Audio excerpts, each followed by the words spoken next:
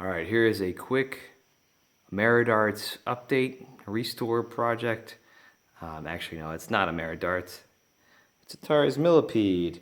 Anyway, I was working on this while I was waiting for some things to get done with the track and field, and never waste a moment. Anyway, I cleaned up this speaker grill. It originally had a black piece of vinyl going around the Atari logo, so I peeled that off, and then was promptly left with more black vinyl underneath. Pulled that off and found the Atari logo. I used a heat gun and kind of a scraper here to just get that off. Anyway, got it off and actually thought this Atari logo was supposed to be silver. Cleaned it with a magic eraser, and lo and behold, it's actually yellow. So that's nice and clean now. So that needs to get put back on. This cabinet, unfortunately, is not in tip-top shape. I'd give it like a 6 out of 10 or a 7 out of 10. It's got some swelling on it. It's got this corner here that's been chewed up. The other side is a little bit better. These corners I'll definitely touch and fix things like the coin door and clean up the cabinet. But unfortunately down here, if you look closely, push that T-molding in. The cabinet's supposed to be the width of the T-molding, but it sticks out on both sides about a good 1/8 of an inch.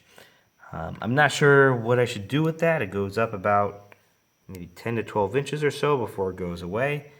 And I really don't want to cut that all out and put new artwork on, at least for this game. So if anybody's got any suggestions, short of cutting that out and repairing it, let me know. I am definitely going to clean this game up since it is dirty and disgusting and was sitting around for a long time. But anyway, since this was AmeriDarts, it had an AmeriDarts control panel, and they used the original Millipede control panel to do this. They decided that the trackball location wasn't good enough, so they centered it and took the decent sized trackball hole there and made a nice big hole in the middle. I would have thought it would have been easier to install a smaller lock button over than to make a giant hole for the trackball.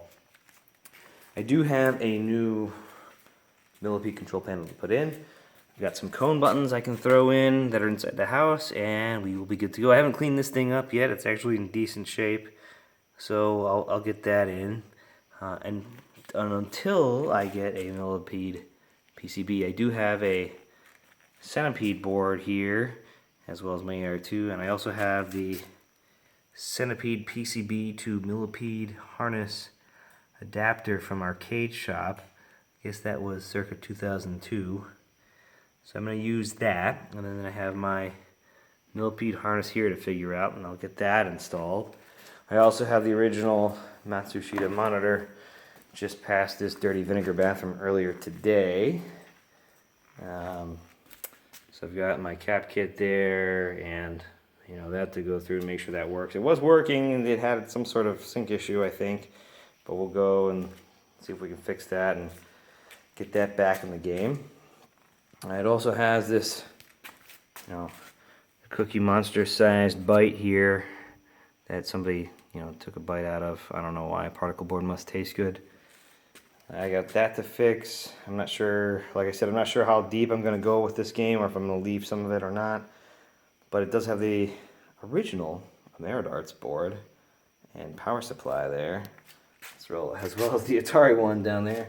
So, we'll get things going with the Centipede board in there, just make sure everything works, and, we'll call it, a day with this one. Again, if you guys have any suggestions on what I should do with this cabinet, short of just kind of cleaning it up, let me know. I'm open to suggestions. I'm not really sure how deep I want to go with this project.